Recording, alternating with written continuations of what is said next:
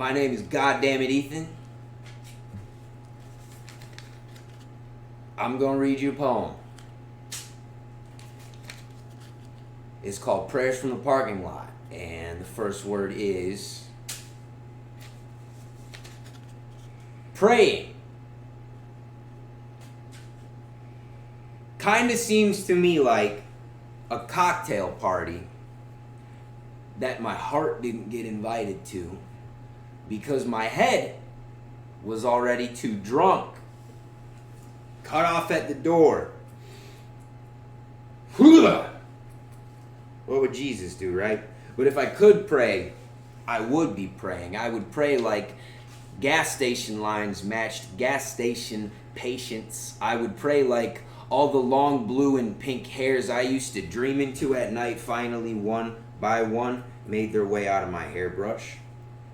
I would pray my way out of elevators without seeing who I was supposed to be in the reflections of their doors. I would pray that after Judge Haythorne was buried kitty-cornered to Martha Corey, they finally had some space to work out all that black cat type of shit without somebody yelling, "Burn them!" over their shoulders. I would pray like, "Lord, find me a purpose for a congregation with noses so high up you need Bibles to swat them off the ceiling." I would pray ancient. I would pray massive. I would pray forever. Like Jupiter. I would pray that all the wrinkled dollar bills on the Salem bath salt bandit slowly unfurled like a snake giving up on its last meal when he finally found his brother. I would pray in sonata format so that a little from the beginning could resolve itself at the end of it. Finally, I would pray like the last of the pennies in Stephen Foster's pocket, just trying to sing one more time when he put his coat on, as if that's what they were supposed to be doing this whole time. Singing. It's kind of fun. I'd pray as wide as Hero's Tunnel at a dangerously cathartic 90, as wide as a weather bubble that refuses to break just to spare us all. A little storm as wide as the ears that my saint of a mother keeps insisting I was supposed to grow into at some point. I would pray my way out of every seance and try to listen while we're alive, as not to make yet another important poet out of yet another important ghost, only famous after you gotta hold a candle to ask somebody how to make all of this okay again, or just how to make some of this rhyme a little sometimes, if it's never gonna be okay again.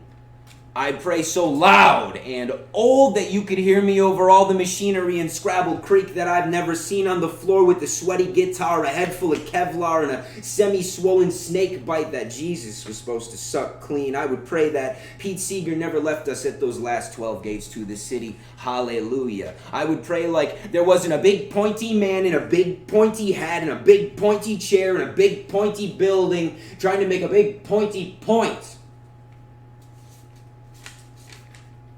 by pointing at me. Haha.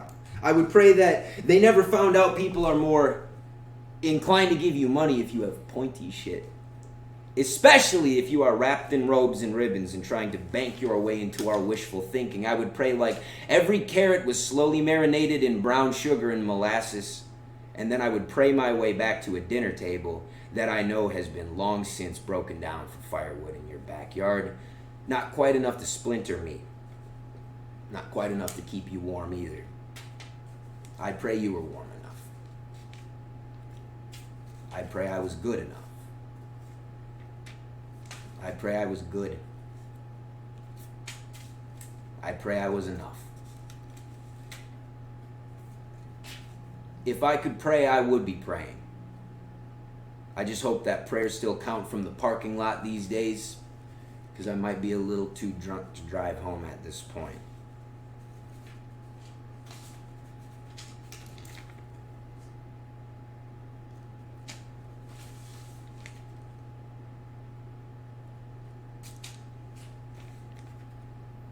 Wash your hands. I'll help clean these up.